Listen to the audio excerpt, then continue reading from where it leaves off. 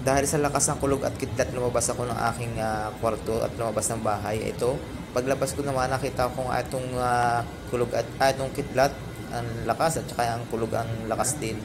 Ito ko na dito ako sa may bintana, tapos tumingin ako dito sa labas. Nagbabadya ng malakas na ulan, tapos napakadilim ng kapaligiran. May mga patak-patak na ng ulan, konti pa lang, pero sa palagay ko lalakas ang ulan hanggang mamaya. Yung nakita nyo sa dulo dun, oh, yung kulog at saka kidlat, ang lakas.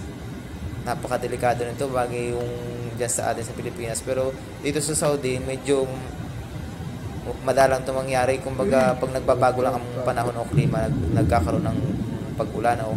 Ayan nga, kumukulog at kumikidlat na. Tapos, yung lakas ng hangin, oh, ang galaw. Nakakatakot ko ang bahay ganito. Panagurado bukas walang pasok kasi nga malakas ang ulan.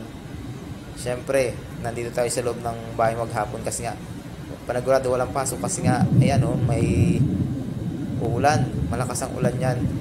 Nag-iipon pala maya-maya ng konti bubuhusan ang ulan yan. Panagurado yan. Ayan, lakas ng kulog at kidlat oh.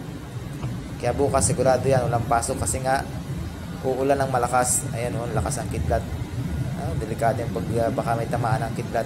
Sabi daw kapag halimbawa may ganyang kumikidlat, kailangan walang hawak na cellphone, baka daw kasi lumapit yung kidlat